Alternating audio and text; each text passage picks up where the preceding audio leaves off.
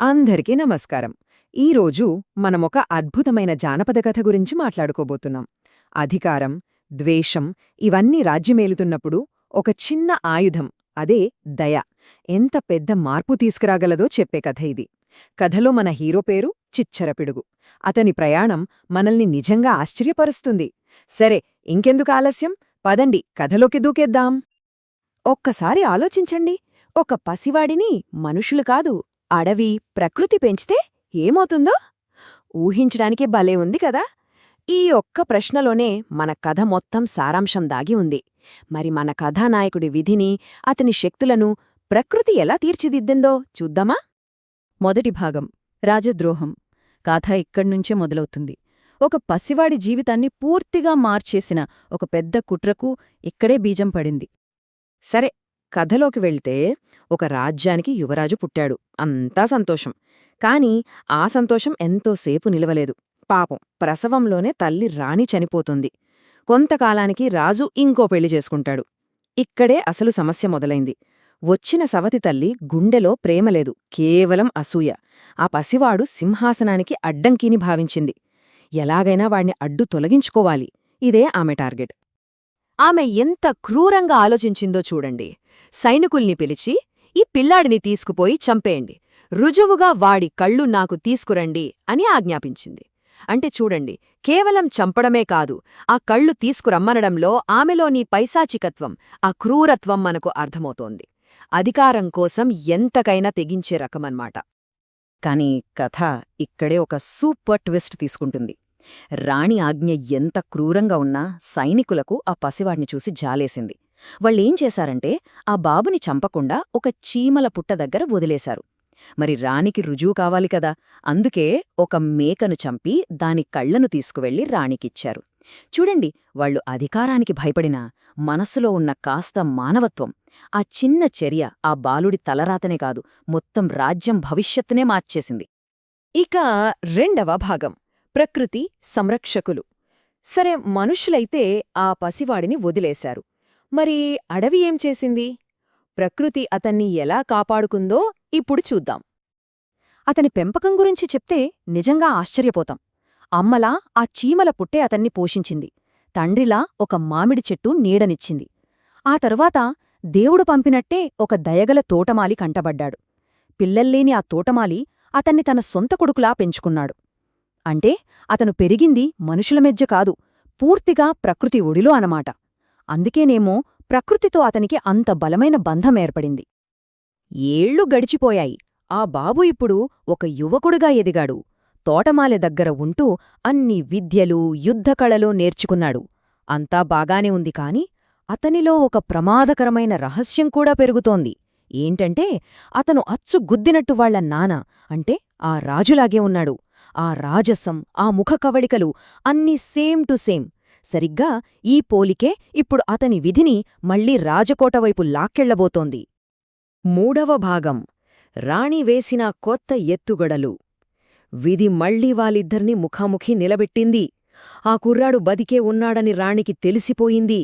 ఇంకేముంది, ఈసారి పక్కాగా చంపేయాలని అసాధ్యమైన పనులు అప్పగించడం మొదలుపెట్టింది. ఒకరోజు అనుకోకుండా రాజతోటలో ఉన్న ఆ యువకుడిని రాణి చూసింది. అంతే, అతనిలో రాజుని చూసి షాకయింది. గుండె జారిపోయింది. వెంటనే పాత సైనికుల్ని పిలిచి బెదిరించి నిజం కక్కించింది. ఇప్పుడా కుర్రాడిని లొంగదీసుకోడానికి ఏం చేయాలో ఆమెకు బాగా తెలుసు. అతని ప్రాణం కన్నా ఎక్కువగా ప్రేమించే పెంపుడు తండ్రిని తీసుకెళ్లి జైల్లో పెట్టింది. ఇక్కడినుంచి అసలు కథ మొదలైంది. సరే, రాణి తన ఫస్ట్ ప్లాన్ వేసింది. అతన్ని పిలిచి, చూడు, నా తలనొప్పిగా ఉంది, నువ్వు అడవికి వెళ్ళి ఏనుగు పాలు తీసుకురా, అప్పుడు మీ నాన్నను వదిలేస్తా అంది. ఇది మామూలు పని కాదు, అసాధ్యమైన పని. అడవి ఏనుగుల దగ్గరికెళ్లడమంటే ఏంటి, నేరుగా చావుని వెతుక్కుంటూ వెళ్లడమే. రాణిక్కూడా అదే కావాలి. కాని రాణి అనుకున్నది ఒకటి, జరిగింది మరొకటి. మన హీరో బలంతో వెళ్లలేదు, బుద్ధితో వెళ్లాడు.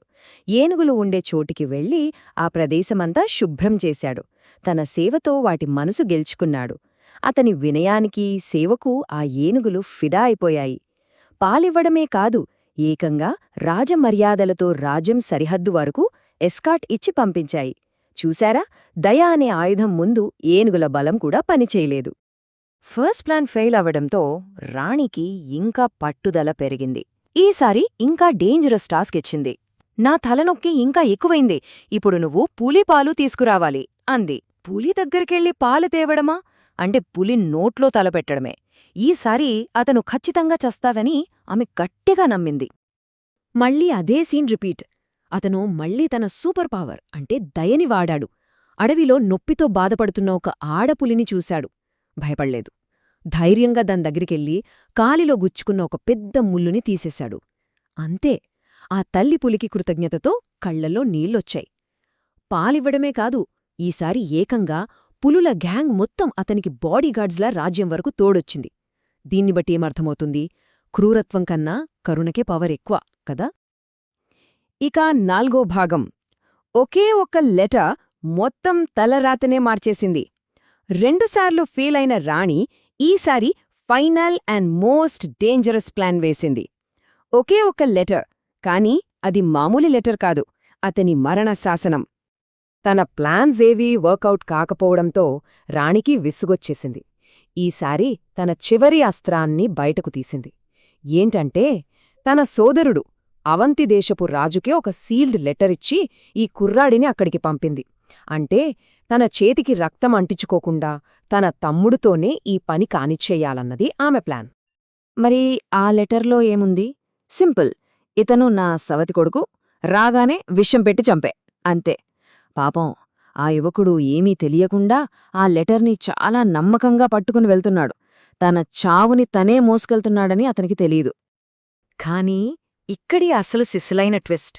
దేవుడిలా వచ్చిన పెంపుడు తల్లి అనుకోకుండా ఆ లెటర్ చూసింది. ఒక్క సెకండ్ కూడా ఆలోచించలేదు. వెంటనే ఆ చావుత్తరాన్ని చించిపడేసి దాని ప్లేస్లో ఇంకో లెటర్ పెట్టింది. అందులో ఏమని రాసిందంటే, ఇతను నా కొడుకు, రాగానే మీ అమ్మాయినిచ్చి వెంటనే పెళ్లి చేసేయండి. అద్భుతం కదా.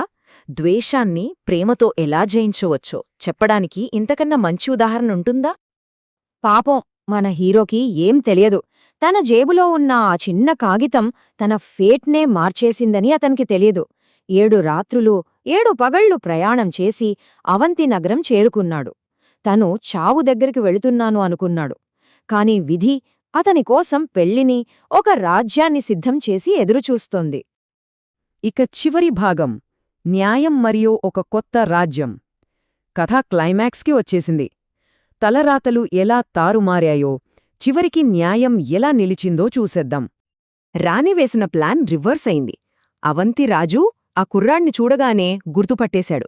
అరే, ఇతను అచ్చం మా బావలాగే ఉన్నాడే, నా మేనల్లుడే అని సంతోషంతో ఎగిరి గంతేశాడు.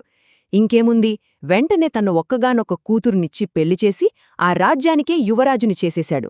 అంటే చంపడానికి వెళ్తే సింహాసనం దొరికింది. అది అసలు ట్విస్ట్ అంటే. చివరికేమైందంటే నిజం గెలిచింది. తోటమాలి భార్య జరిగిన కథంతా రాజుకు చెప్పింది. దాంతో ఆ దుర్మార్గపు రాణిని జైల్లో పెట్టారు.